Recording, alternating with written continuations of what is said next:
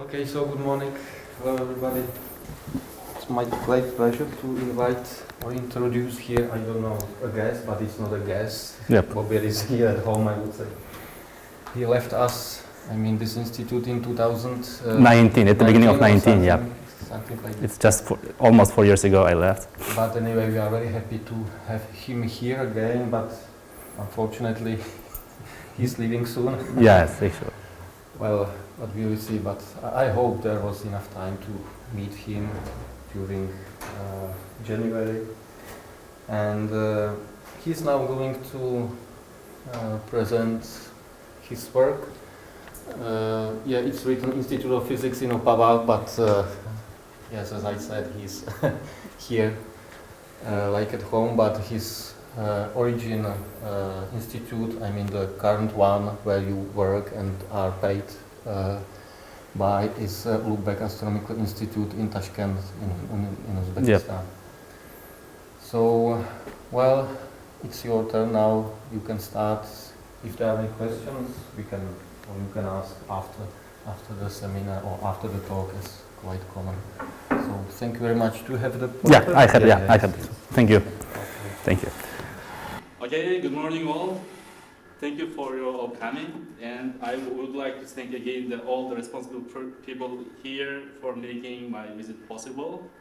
And today, actually, I'm going to talk about this effective geometry in general relativity coupled to nonlinear electrodynamics. Okay, here the content of my talk. Today I will be talking about these 4 points. Mainly here, the first one, I will talk about what is the effective geometry itself.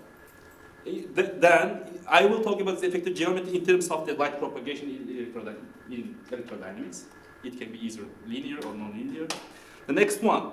In the next section, I deviate from the topic a bit, and I introduce some new black hole solution, or I present the formalism to obtain some new black hole solution in general relativity coupled to nonlinear electrodynamics. After that, we introduce some perturbations to this obtain new black hole solutions, and there we introduce both electromagnetic and gravitational perturbations, and we mainly focus on the research of some kind of in high energy regime, like agonal regime. After that, we try to connect this phenomena to this, again, effective geometry. This is why I am only considering this high energy regime, okay? The next one, after that, through this, again, we have some obtained effective geometry. Through the effective geometry, we try to distinguish the charge of the black hole. If it is possible, we are actually look for the possibility of this. After that, we do summarize all the results, okay? Okay, first of all, let's talk about the effective geometry. Actually, effective geometry is only for light, not for the massive particles. Like, it means, sometimes you can explain the motion of the light like as an electromagnetic propagation of electromagnetic wave. In that case, for the electromagnetic wave to propagate in some space-time, it must satisfy some continuity conditions, also known as the Hadamard conditions, like given in the first equation. Yeah, right? We have two conditions. According to this Hadamard continuity conditions, electromagnetic wave, propagating in some space-time, when it crosses some kind of sigma surface, it must be continuous. It means it must be on both sides, it must be the same, before crossing and after crossing. And its derivative also must be the same. Okay, in the second condition, it is not equal to 0 here, but actually it is 0. When you consider the cyclic identity, it becomes 0. This is why, even if it is not 0 here, it is 0. Okay. The next one, now this condition is given. Now we want to apply this condition for nonlinear electrodynamics. It means now we consider that light is propagating or electromagnetic wave is propagating in nonlinear electrodynamic field. In that case, what happens? Nonlinear electrodynamics is usually governed by this Maxwell equations. And, it is slightly modified on account of this additional term, like Lagrangian density, derivative of Lagrangian density with respect to some electromagnetic field invariant. This electromagnetic field invariant is given here. And after that, if we apply this Hadamard continuity conditions to this, like a nonlinear electrodynamics, we obtain such equation for propagation of the electromagnetic wave or light. And it is, as you see here, it is the equation of null geodesics, but here the space-time is effective geometry, not the original geometry. Original geometry was given with this metric tensor, but here we are having this kind of like additional, some like a term we are having in the effective geometry, which is like added to the original geometry, and this additional term is like dependent on the Lagrangian density of this nonlinear electrodynamics. Okay, now from that one we see that actually in nonlinear electrodynamics, light does not, or photon, we can say, okay, even if the photon, the notion is some quantum notion, we can use it as a particle if we talk about the light as a particle. In that case, we use this notion, right? Even in the classical physics. Okay, in that case, we see that photon does not follow the energy geodesics of the space-time in nonlinear electrodynamics. Now, what happens if we consider that the electrodynamics is linear, like Maxwell electrodynamics? In that case, we have this derivative becomes 1, the second derivative becomes 0, and this additional term vanishes, and here we will have effective geometry is the same as the original geometry. In that case, we say that in linear electrodynamics, photon follows the nil geodesics of the original spacetime. It means effective and original, like initial geometries are the same. But in nonlinear electrodynamics, it starts to deviate. Okay, this is actually well known. It is actually this like formalism was proposed by Novello about 2000s. Now, I turn to my research. What we do actually. First, we are now slightly deviate from this topic actually. Now from this actually, we come back to say effective geometry at the end of the topic. Okay, for now, let's study this one. Now we combine general relativity to nonlinear electrodynamics. And we try to obtain some new black hole solutions. Okay, first of all, we consider that, okay, here to obtain some new black hole solution, first of all, we need to solve this Einstein and at the same time Maxwell equations. And if we solve these equations, for this case, which energy momentum tensor is given here for nonlinear electrodynamics, it's not vacuum anymore. Okay, to solve this one, first of all, I need to fix the background. Like, for the easiest case, I consider that the space-time is spherically symmetric, static, and it looks like a Schwarz black hole, but with some rather dependent mass function. Right? Here, now, to solve again, I need to fix the electromagnetic field as well. Either it is like electrically charged or magnetically charged. First, I consider that it's electrically charged. In that case, by solving the Einstein equations, I obtained this two expression for the Lagrangian density of the nonlinear electrodynamics. The first one is Lagrangian density, next one is a derivative of the Lagrangian density with respect to electromagnetic field invariant, right? As you see, these are all like given in terms of this mass function, and from the Maxwell equation, like we obtain this Gauss law, it means like a conservation of charge in the given inside the sphere, some radius. Okay, we have obtained this. By combining these two equations, I can even describe the electromagnetic potential as in terms of this mass function. Okay, we have done this. As you see here, okay, let's keep in mind this expression. Now, Lagrangian is like a proportional or like a second derivative of the mass function.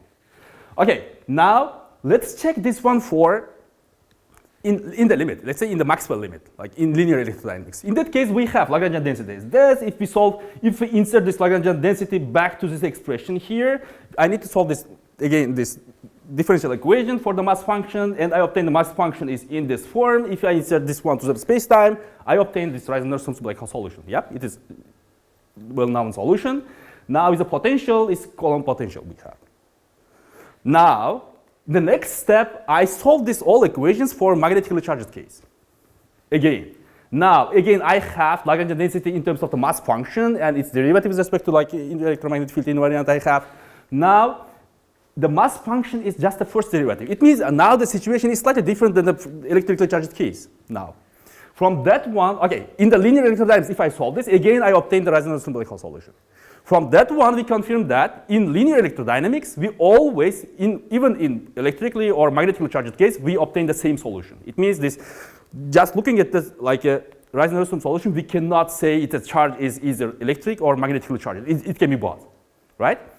It means these are the same, but if we consider Lagrangian density is not linear. In that case, actually, if you fix the Lagrangian density, which is in nonlinear dynamics, if you solve this one for electrically charged case, you obtain different mass function, different solution, And in the magnetically charged case, you obtain again different solution. It means in nonlinear electrodynamics, actually this electrically and magnetically charged solutions are different from each other for the same like a metric function. Or in other words, if you choose, for example, it is easier by using this formalism to construct new black hole solution. For example, let's say you want to construct some kind of black hole solution. You know the form of the space-time. For example, you want to have such a black hole solution. It means you can fix the mass function and insert this one back to all the expressions, and you say simply you can construct or you can make this space-time the solution of this like Einstein equations, right? By doing this also you can do. And in that case, for example, if you fix the mass function, you obtain different Lagrangian densities in the case of electrically or magnetically charged case in nonlinear electrodynamics. Okay, this is the first thing. The next thing, let's say actually I wanted to talk about purely all some kind of general formalism, but here I need to mention one thing because in the next page I need to present one graph, and in this graph I will be talking about it's an example. I need to solve all the equations for some space-time. That's why I need to present this one. Actually, in our research, we proposed such a Lagrangian density for nonlinear electrodynamics. And here, what is good in this solution is, in this Lagrangian density, we can obtain Bardeen solution, Hayward solution. These are already well-known solutions. And we can have even the new solution, which is we call Maxwellian, because in the weak field limit, this Lagrangian tends to Maxwell electrodynamics, Lagrangian of the Maxwell, like a linear electrodynamics, and its solution also tends to the Reisner black hole solution. But in the case of Bardeen and Hayward solution, we have some kind of a contradiction in this Lagrangian density and its solution. We have some kind of contradiction. I will talk a bit later for now about this. And here, this solution generalizes all. It means now in the same Lagrangian, we have all the solutions are combined. Now, by choosing the appropriate value of mu and this mu, we can obtain this Bardeen, Hayward, or even higher orders of the same solutions, or even Maxwellian solution we can obtain.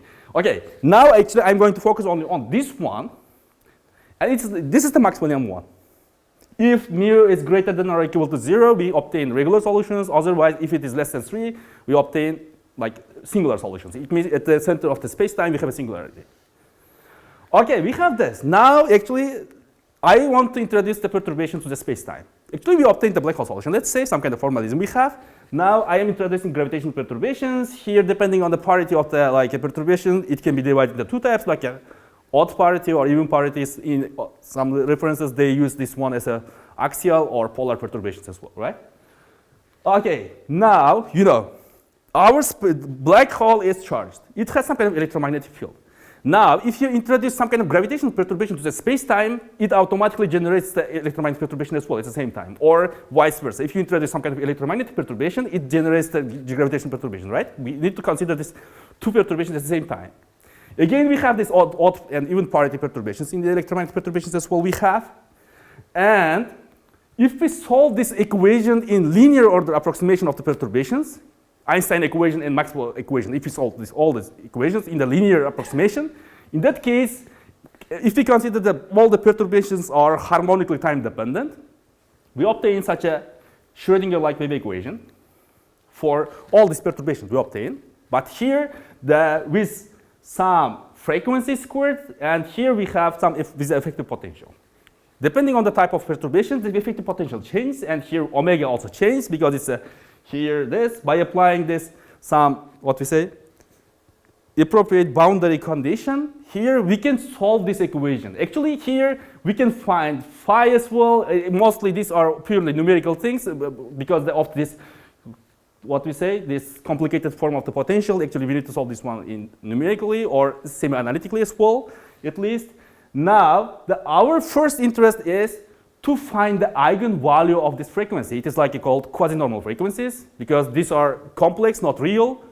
This is why we call this one as a quasi-normal, not normal, just like quasi-normal. And here, with this frequency actually contains the real part and some additional complex part as well. Real part is responsible for the frequencies of real oscillations, while the imaginary part is responsible for this perturbations decay or it's enhancing properties. If it is negative, it means the perturbations are decaying with time, while if it is positive, it means it is just the indication of some instability, right? Okay, now effective potentials. For magnetically charged case, electrically charged case, these are the potentials of the electromagnetic perturbations, while for gravitational, it behaves in this form. I am just writing the leading orders because I am, in my further analysis, I am interested in only this high energy regime. This is why these are the leading terms for the high energy regime. That here we have additional terms as well, but actually, these are in high energy regime, they will be neglected. This is why I have not written all of this here. But as you see here now, in the case of electrically and magnetically charged cases, in the case of electromagnetic perturbation, let's say, we have some additional term multiplied to this like multiple numbers of these perturbations. Okay, we have this kind of like we are having this kind of like with this additional term depends on this nonlinear electrodynamics. But in the case of gravitational perturbation, okay, we can have such a terms as well, but these are in the next order terms. It means in the higher or in the high energy regime or aconal regime, this nonlinear electrodynamics do not affect much to the gravitational perturbations, but it affects these electromagnetic perturbations. Okay, now actually, as I said, I will talk about only the aconal regime or high energy regime, but here I want to mention one thing. It is not in the aconal regime. When we calculate these quasi-normal frequencies for electromagnetic perturbations, like it can be either electrically charged or magnetically charged, or it can be either like axial perturbations or polar perturbations. In that case, we have found such a cross symmetry. We call this one just a cross symmetry. I don't know if it's the true name. I don't know. Here, when we calculated the quasi-normal modes for the, let's say, as an example of Maxwellian black hole solutions, we have found, for example, for multiples 1 and 2 cases. The first, on the left panel, we have for the electrically charged black hole, and in the second one, we consider that the black hole is magnetically charged. Now, what we have here, we compared the quasi-normal frequencies with resonance from black hole solution as well at the same time. Here, in both panels, these red curves correspond to polar perturbations, and while this blue ones corresponds to this axial perturbations. If you look at this, if you compare these two panels to two figures here, we consider that, if you notice that here, on the right side and on the left side, just black and red colors are changing their places. It means here, we are having such a actually this curves correspond to the with increasing the charge. Actually, we have a trajectory of the charge here. At the beginning, we consider this in the joint place here. Intersection of all the lines correspond to the charge is equal to 0. After that, I am increasing the charge from 0 to its extremum value, where with the horizon vanishes of the black hole. And in that case, we obtained that quasi-normal frequencies of axial electromagnetic perturbations of electrically charged black hole equals quasi-normal frequencies of polar electromagnetic perturbations of electrically charged one. It means or vice versa. We have such a cross symmetry. Axial electrically charged is equal to polar magnetically charged. The same, or vice versa. On the other side, it's polar electric and axial magnetic. They're again the same. I call this one as a cross symmetry because we have some kind of X-like symmetry we are having. Okay, this kind of really interesting phenomenon we had. Actually, we have shown this one as an example of Maxwellian black holes. But I am quite sure that this is the same for all the black holes in nonlinear electrodynamics obtained in the same formalism. If the formalism is different, actually I'm not very much sure if it is so. Okay, this was one more result. The next thing is high energy regime. I am coming back to the same again regime. Okay, in 2009, Cardoso and his colleagues published a paper saying that in high energy regime, all perturbations or effective potentials of all perturbations behave something like this. And in that case, quasi-normal frequencies in this regime can be described or can be determined by the parameters of circular energy geodesics of this spacetime. Saying, for example, the real part can be considered as multiplied and angular velocity of this circular energy geodesics.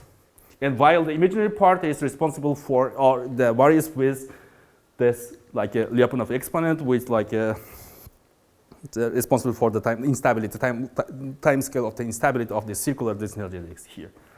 And from that one, we can say that maybe from that one, the effective potential governs the perturbations mostly.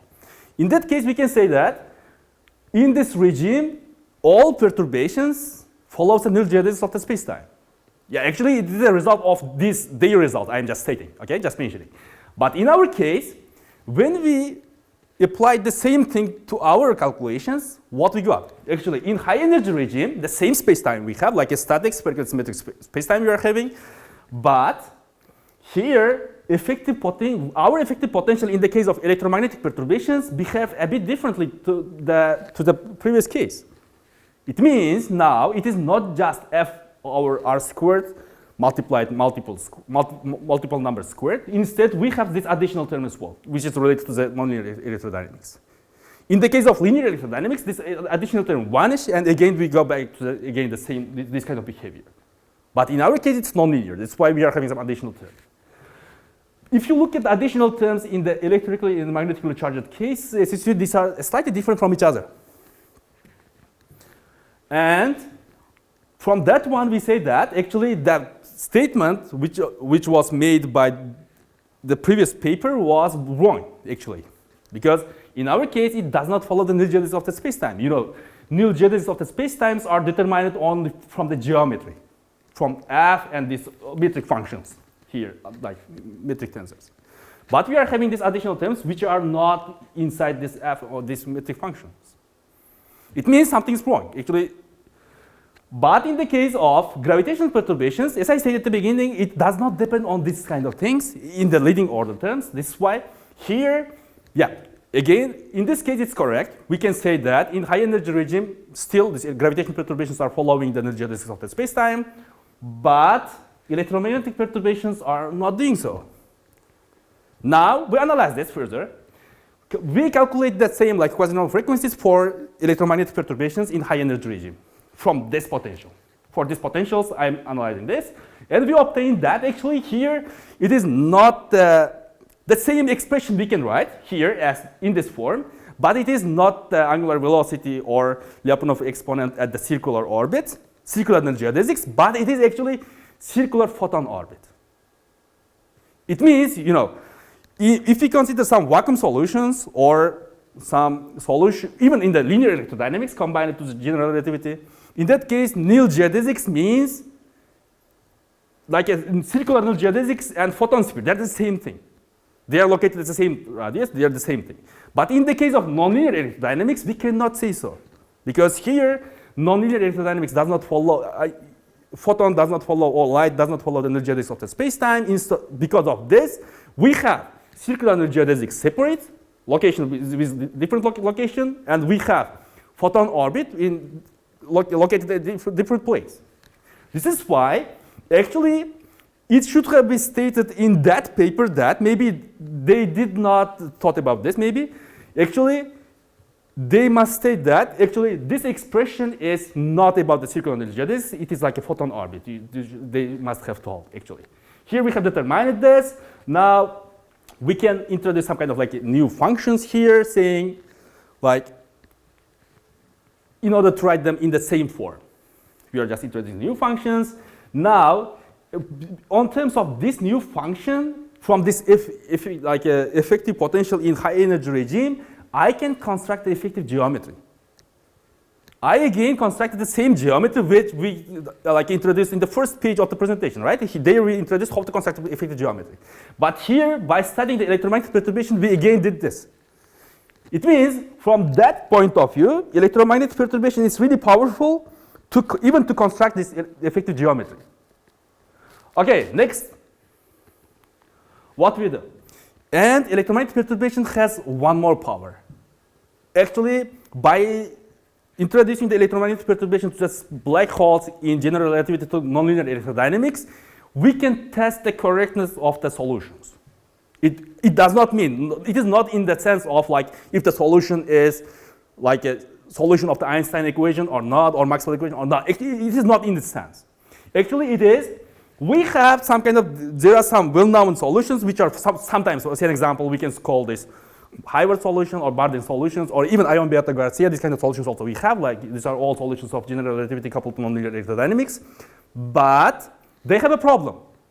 Because here, in that case, in some particular black holes, in weak field regime, like Lagrangian density tends to linear electrodynamics, like Maxwell, like a Lagrangian, but it is solution in weak field limit does not tend to Reisner-Rosen black hole solution. You know, Reisner-Rosen black hole solution is a solution of Maxwell, right? Jar plus Maxwell. But it is Lagrangian tends, its solution does not tend, or vice versa. Sometimes the Lagrangian density does not tend to this Maxwell Lagrangian, but its solution tends in the weak field limit. It means they have the kind of the solution and Lagrangian have some kind of contradiction they have. From this point of view, some people criticize this such a solutions. Actually, yeah, from that sense, it is wrong. Even if they satisfy the Einstein equations, they have some kind of such a problem. Okay, now what we do? Actually, here, Bardeen and Hayward solution. These are the metric functions of this, like solutions are given here. You know, in both cases, if you just switch off the charge, if you consider charge is 0, in that case, we recover again this Schwarzschild black hole solution, right? It means if you do any analysis or any calculation, or if you calculate any quantity in this space-times, at any point, if you switch off the charge, you need to go back to the same quantity in the Schwarzschild black hole solution, right? It must be always so. But in the case of quasi-normal modes in the high energy regime, it is not so.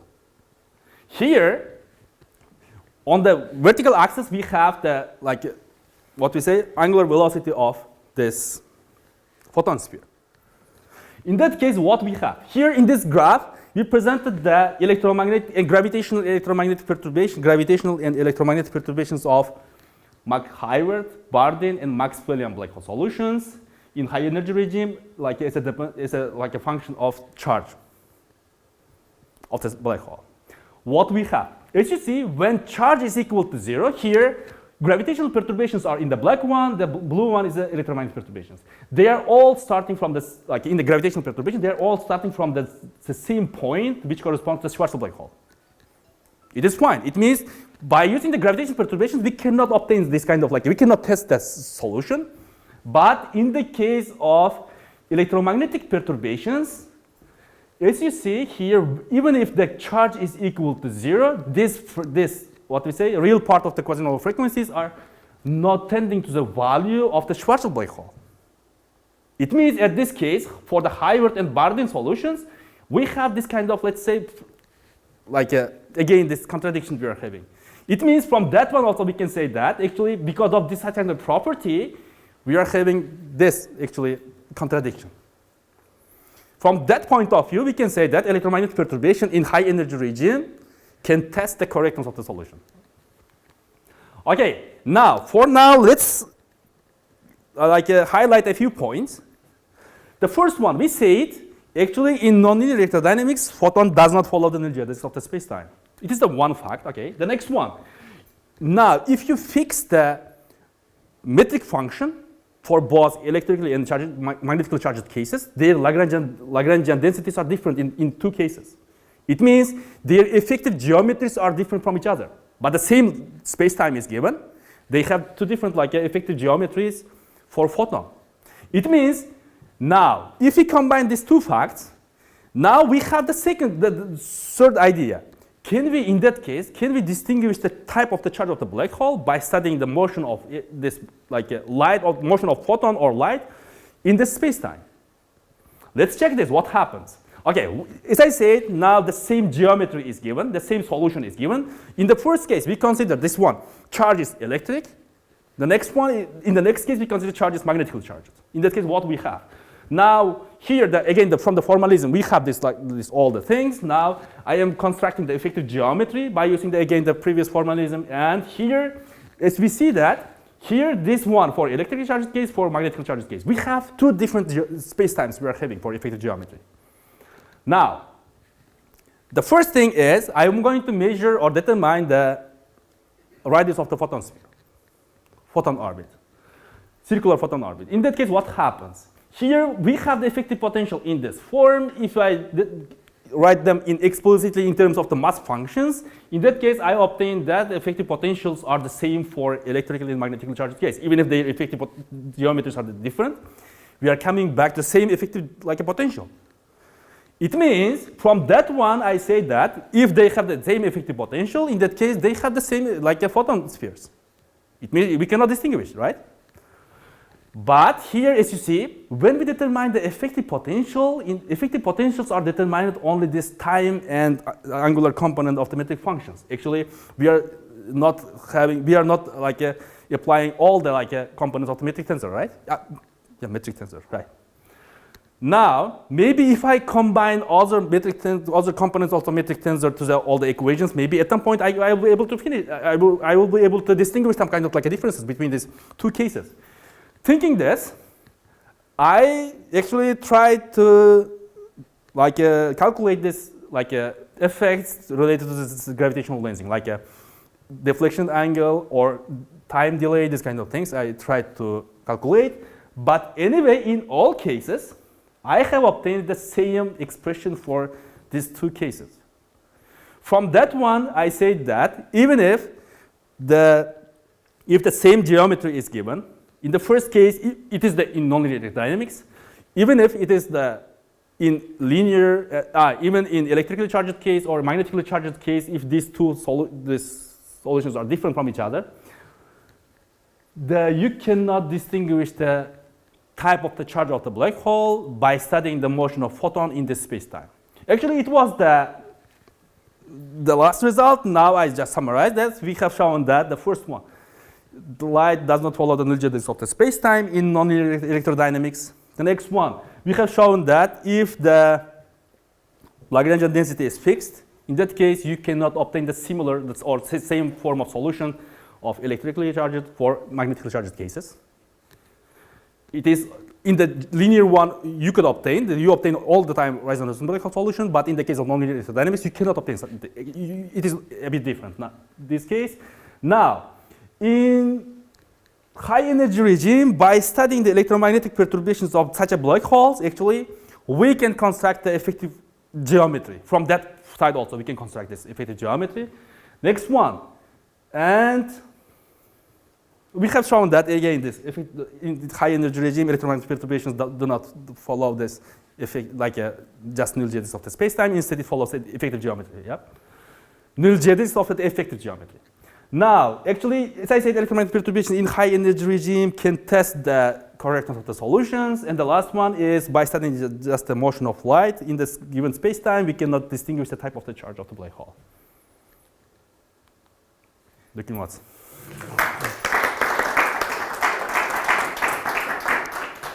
you very much, Bobir.